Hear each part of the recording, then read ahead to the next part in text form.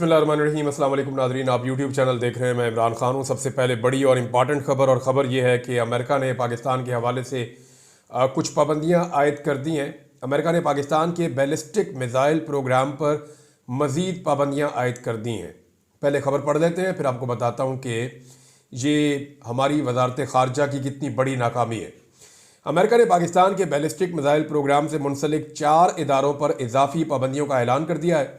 पाबंदियों का मकसद पाकिस्तान के तवील फासले तक मार करने वाले मिज़ाइलों की तरक्की पर खदशात के बाद बड़े पैमाने पर तबाही फैलाने वाले हथियारों के फैलाव और उनकी तरसील के निज़ाम को रोकना है। यानी पाकिस्तान का जो दूर तक मार करने की सलाहियत है, ये पाकिस्तान अगर पाकिस्तान से हिट करना चाहे मिडल ईस्ट में किसी जगह पे, और सिंपली पाकिस्तान के बहुत सारे जो दिफाई तज्ज़ियाकार हैं वो ये कहते रहे कि पाकिस्तान के पास ये कैपेसिटी है कि पाकिस्तान इसराइल तक को हिट कर सकता है या इंडिया के आखिरी कोने तक जो है वो हिट कर सकता है।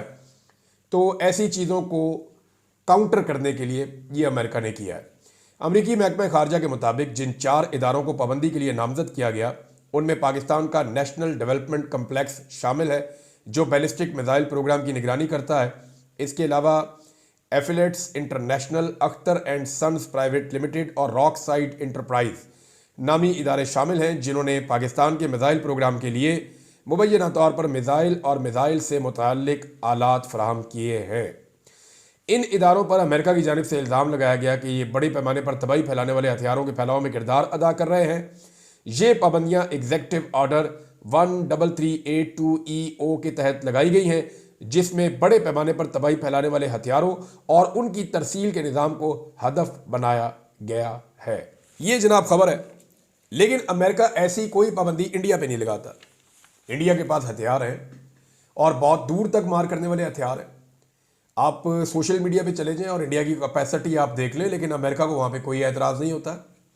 दुनिया के और भी मुल्क हैं जिनके पास बहुत दूर तक मार करने वाले हथियार हैं, लेकिन वहाँ पे अमेरिका को कोई एतराज़ नहीं होता, क्योंकि उनकी खारजा पॉलिसी बड़ी तगड़ी है। वो बड़े ज़बरदस्त तरीके से अपने मफाद के लिए काम करते हैं। जबकि हमारे यहाँ पे जो सियासतदान है या जो एस्टेब्लिशमेंट है वो ऐसा लगता है कि अपने ज़ाती मफाद के लिए काम करती है। इससे पहले 2023 में भी अमेरिका ने ऐसी कुछ पाबंदियाँ लगाई थी, और अब फिर यानी PDM की सरकार आने के बाद इस बारे में कोई अच्छी खबर नहीं आ रही, और अब फिर दोबारा जो है वो ऐसी पाबंदियाँ लगा दी गई हैं।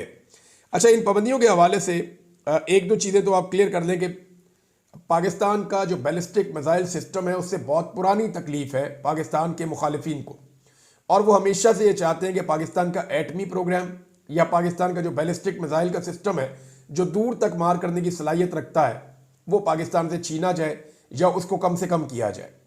और ऐसा सिर्फ पाकिस्तान के साथ नहीं, और भी कुछ मुल्कों के साथ किया जाता है। पाकिस्तान उन मुल्कों में से एक है, लेकिन पाकिस्तान बहुत ज़्यादा फोकस पर रहता है। अब मामला ये है कि जो बाइडन हुकूमत के साथ तो बड़े अच्छे ताल्लुकात बनाए हुए थे मौजूदा एस्टेब्लिशमेंट ने और हुकूमत ने, और इन्हीं ताल्लुकात को बरकरार रखने के लिए, इन्हीं ताल्लुकात को कायम रखने के लिए इमरान खान जैसे पॉपुलर लीडर की हुकूमत को गिरा दिया गया उनकी ख्वाहिश पे।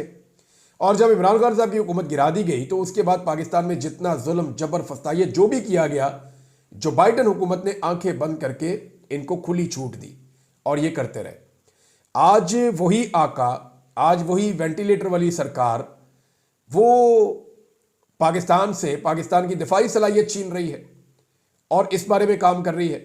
इसका फौरी इम्पैक्ट तो कोई नहीं होगा, पाकिस्तान की अपनी एक सलाहियत है।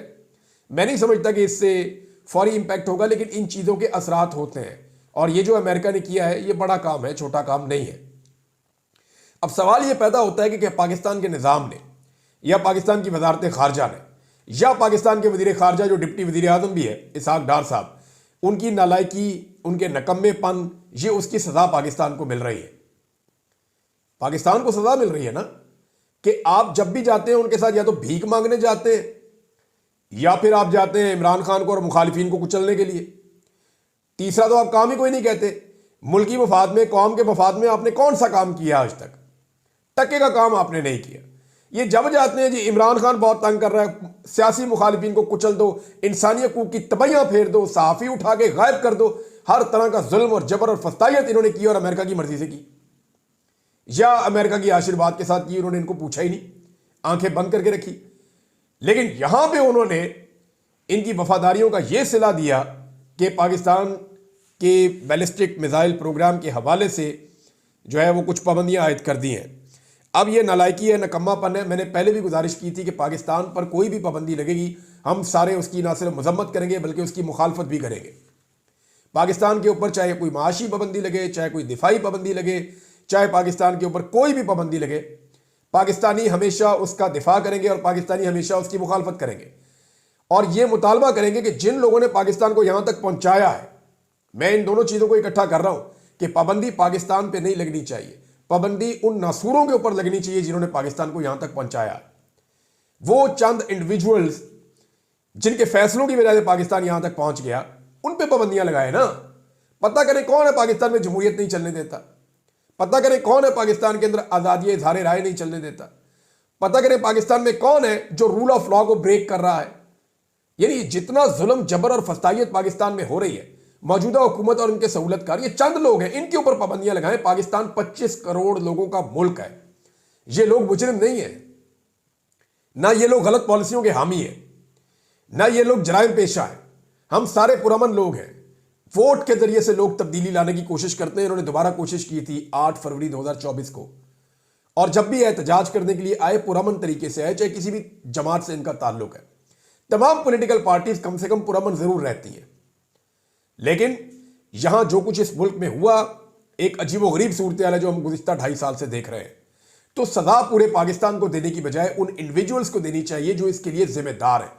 लेकिन देखें ना, आप अंदाजा करें कि पाकिस्तान की सरकार ने जो बाइडन की कितनी खिदमत की है, कितनी वफादारी दिखाई है, और वो अलकाबात दी और इस तरीके से उनकी खिदमत और खुशामद की है। लेकिन उसके बावजूद जब उन्होंने जाते जाते जो बाइडन ने या उनकी सरकार ने या उनकी एडमिनिस्ट्रेशन ने इनको ये तोहफा दिया जिसका नुकसान पाकिस्तान को होगा। नाज़रीन, एक खबर और है, वो सोशल मीडिया के हवाले से, और बड़ा रोला पड़ गया पाकिस्तान में कि पाकिस्तान तहरीक इंसाफ के अपने ही लोग जो हैं वो अपने ही सोशल मीडिया के खिलाफ बातें करना शुरू हो गए।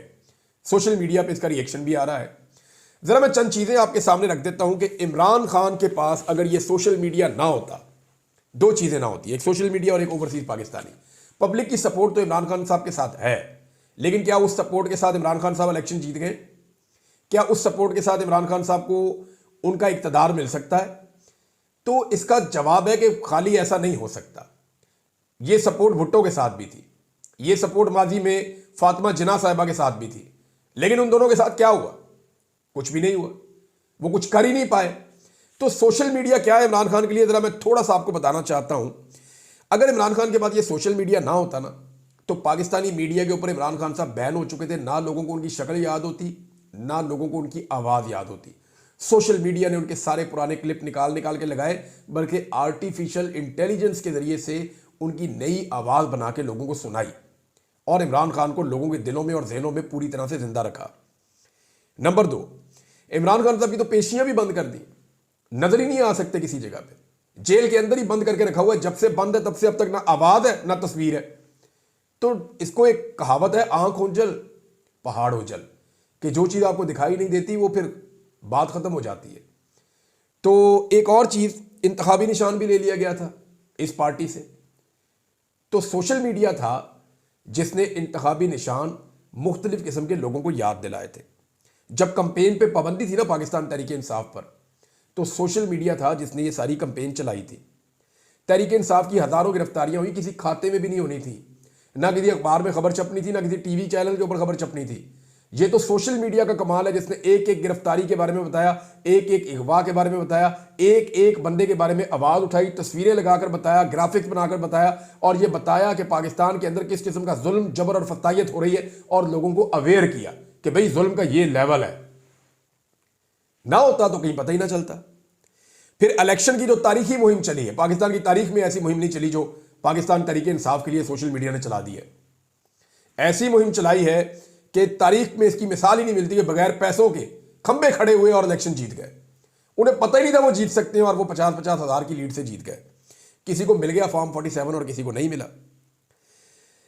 इंसानी हकूक की बदतरीन खिलाफ वर्जियां हुई, चादर और चार दीवारी का तकद्दुस पामाल किया, खवातीन को अगवा किया गया, बच्चों को अगवा किया गया, टॉर्चर किया गया, सहाफ़ियों को अगवा किया गया, शायरों को अगवा किया गया, लोगों के बयान हल्फी हुए, अगवा बराए बयान हुआ।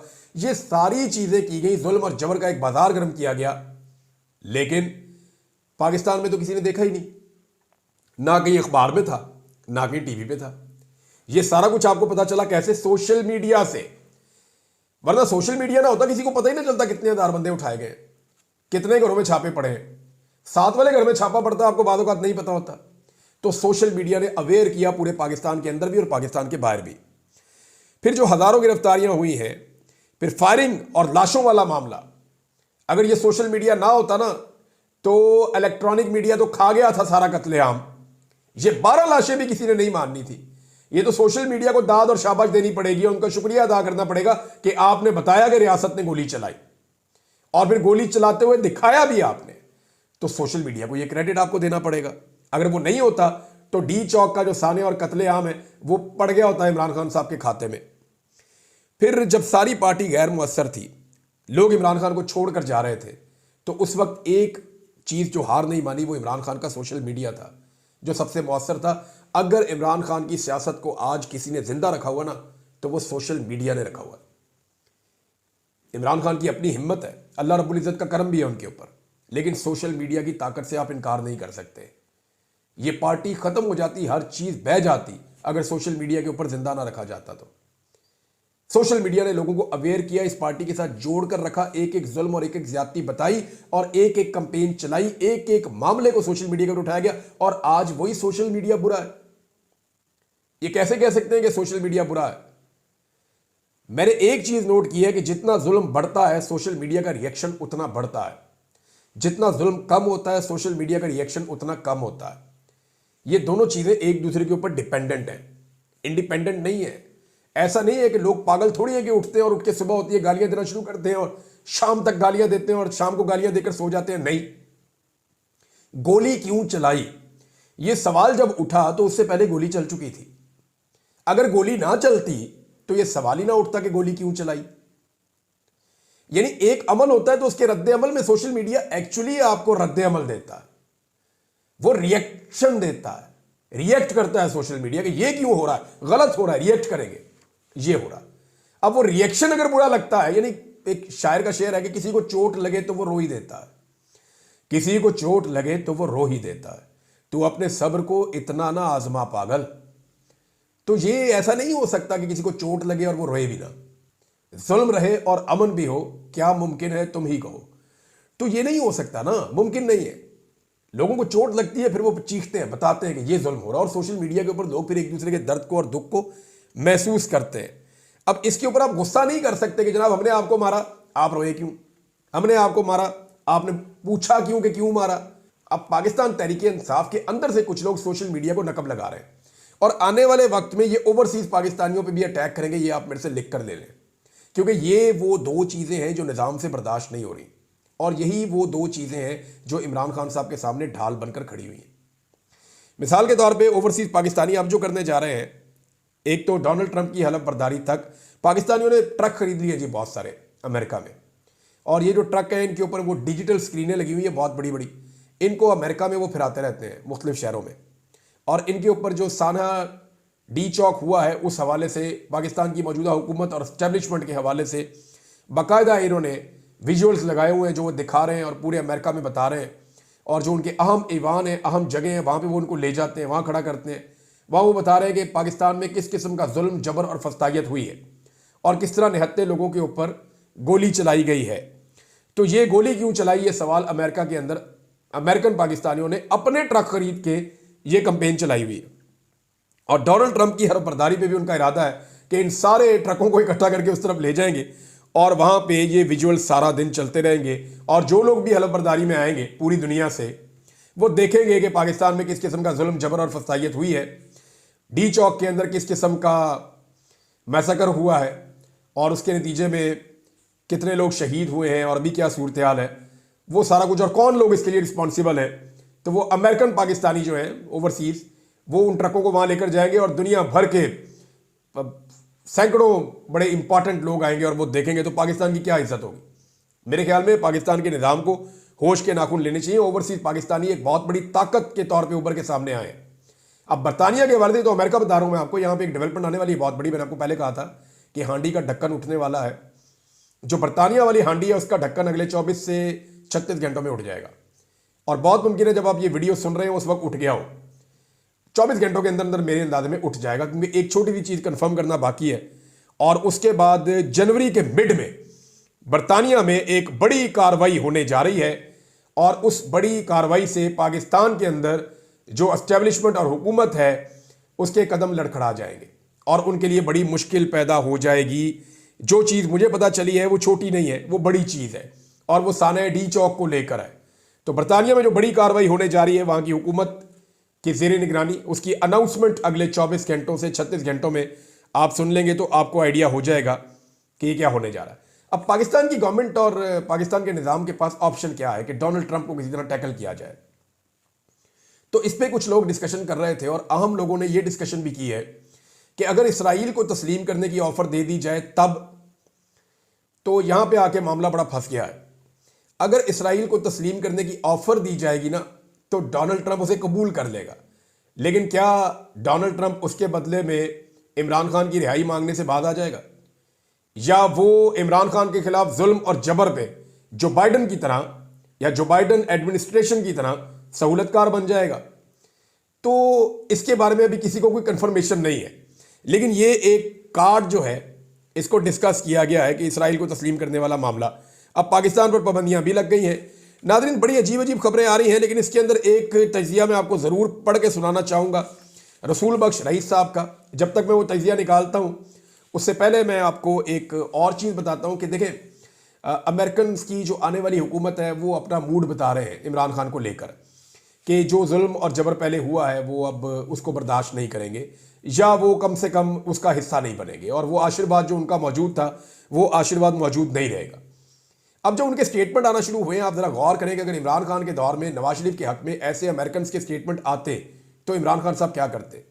इमरान खान साहब फौरी तौर पर कहते कि absolutely not, you have nothing to do with this, आपका इससे कुछ लेना देना नहीं है, ये पाकिस्तान का अंदरूनी मामला है, अदालतों का मामला है, इनके केसेस चल रहे हैं, हम जाने और अदालतें जाने, आप इसके अंदर दखलंदाजी नहीं कर सकते। इमरान खान साहब बड़ा टका कर जवाब देते। लेकिन इस हुकूमत को देखें आप, ये ऐसी बुज़दिल हुकूमत है कि अभी तक इनके किसी फेडरल मिनिस्टर ने, अभी तक इनके किसी वजीर आजम ने, डिप्टी वजीर आजम ने, नवाज शरीफ ने, मरियम ने, किसी ने अभी तक अमेरिका के खिलाफ कोई स्टेटमेंट नहीं दिया, कि बल्कि ये अपने अपने बयान डिलीट कर रहे थे जो माजी में गलती से इन्होंने डोनाल्ड ट्रंप के खिलाफ दे दिए थे। तो ये बुज़दिल लोग हैं, ये ऐसा नहीं करेंगे, बल्कि ये मार्जिन क्रिएट कर रहे हैं। इवन वजीर दिफा पाकिस्तान का जो है वो ये कहता है कि जब अमेरिका हमसे रब्ता करेगा तो फिर हम मुल्की मुफाद में फैसला कर लेंगे। अभी भी क्लैरिटी नहीं है कि अगर अमेरिका ने हमसे रब्ता किया तो हम फिर भी डट जाएंगे या खड़े हो जाएंगे, नहीं, हम मुल्की मुफाद में फैसला कर लेंगे। अभी भी मार्जिन रखा हुआ है। ये बुज़दिल है, इनकी उस तरह से सोच नहीं है जैसे इमरान खान साहब की सोच के अंदर क्लियरिटी थी। नाज़रीन, रसूल बख्श रईस साहब जो हैं वो पॉलिटिकल साइंस के प्रोफेसर हैं और बहुत शानदार पर्सनैलिटी है। मैं उन्हें गुज़िश्ता लगभग 18 साल से जानता हूँ, 18-20 साल हो गए मैं उन्हें जानता हूँ, और इनका पाकिस्तान की सियासत के ऊपर बड़ा शानदार तजिया होता है। ये बच्चों को पढ़ाते हैं पॉलिटिकल साइंस में, और पाकिस्तान की सियासत के तमाम उतार चढ़ाव को बहुत अच्छे तरीके से देखते हैं और एनालिसिस करते हैं। इनके चंद जुमलों में बहुत सारी बात समझ आ रही है, और ये बड़े गौर से सुनने वाली बात है। वो कहते हैं, मुझे महसूस हो रहा है कि पश्तून नौजवान हालिया वाक़यात की रोशनी में हमसे कहीं दूर ना निकल जाए, जहां से उसकी वापसी मुमकिन ना रहे। मुल्क के दीगर हिस्सों में भी नौजवानों के अंदर बेचैनी है, जिसे आप मुफ्त फ़ोन, कंप्यूटर और मोटरसाइकिल का लालच देकर ख़त्म नहीं कर सकते। हमारे हुक्मरान और उनके कारिंदे जो कुछ एक अरसे से कर रहे हैं, करते रहे, तो उनकी हिफाजत के लिए ना मगरबी ना मशरकी ताकतें उनका साथ देंगी। आज मुझे तो वो तन्हा नजर आ रहे हैं, दावे भी जो वो कर रहे हैं वो तन्हा ही नजर आ रहे हैं। तो रसूल बख्श रईस साहब ने बड़ा क्लियरली बताया कि पाकिस्तान का नौजवान किस तरफ जा रहा है। खुदा ना खास्ता ये अगर एक नहज से आगे चला गया मामला तो फिर कंट्रोल नहीं किया जा सकेगा, और मौजूदा रजीम के बारे में उन्होंने बताया कि ये मुकम्मल तौर पर तन्हाई का शिकार है, और ये उनका तजिया जो है ये वैल्यूएबल है। महमूद खान अचकज़ई साहब ने एक आइडिया दिया है, नाज़रीन ये बड़ा इंपॉर्टेंट आइडिया है, इस पे बात करेंगे अगले वीलॉग में। लेकिन आप एक और कारनामा चेक करें मरियम नवाज़ की पंजाब हुकूमत का। इंफॉर्मेशन मिनिस्टर ने एक स्टेटमेंट जारी किया, और पाकिस्तान तहरीक इंसाफ, ये सोशल मीडिया से क्यों नफरत करते हैं, सोशल मीडिया ने जनाब 15 मिनट के अंदर उसका सारे का पोस्टमार्टम करके इनके हाथ में वापस पकड़ा दिया। अब स्टेटमेंट क्या है, जरा आप स्टेटमेंट देखें, आपको खुद ही सुन के हंसी आ जाएगी। पंजाब की इंफॉर्मेशन मिनिस्टर, जो ज़्यादातर मरियम नवाज की झूठी तारीफें करने के लिए उनको रखा गया है, वो कहती है जी कि चीन के वाइस चेयरमैन ने कहा, मरियम नवाज को कहा कि मैं आपको पाकिस्तान की एक बड़ी उभरती हुई लीडर देख रहा हूं। ये जनाब इंफॉर्मेशन मिनिस्टर ने खुशामद की है। अब उसके जवाब में पाकिस्तान तहरीक इंसाफ ने फटाफट रिसर्च करके और बाकायदा सबूतों के साथ ये बता दिया कि वाइस चेयरमैन ऑफ चाइना की जो कम्युनिस्ट पार्टी है उसमें वाइस चेयरमैन का जो ओहदा होता था वो 1982 में ख़त्म हो गया था और झूठ के कोई पाँव नहीं होते। अब आप अंदाज़ा करें कि ये इस लेवल का झूठ बोल देते हैं कि सोशल मीडिया वहाँ पे उनको पकड़ लेता है। अब सोशल मीडिया पाकिस्तान तहरीक इंसाफ का क्लेम कर रहा है, मैंने खुद इसके ऊपर रिसर्च नहीं की, लेकिन वो ये कह रहे हैं कि वहाँ है ही नहीं, और नीचे सबूत उन्होंने लगाया हुआ है साथ पे, और वो सबूत लगा के उन्होंने बता दिया कि जनाब ये तो होता ही नहीं है। चीन के अंदर तो ये ओहदा 1982 में ख़त्म कर दिया था। 1982 में, यानी ये तो कैलिबरी फॉन्ट वाला काम हो गया कि वो फॉन्ट बना ही नहीं और उसके ऊपर जो है वो एक जारी भी हो गया एक लेटर। तो इसी तरह जनाब यहां पे एक ओहदा है ही नहीं, उस ओहदेदार ने इनको लीडर भी बना दिया। अजीबो गरीब इनकी कहानी है। अब तक के लिए इतने, अपना ख्याल रखिएगा, अपने चैनल का भी। अल्लाह हाफ़िज़।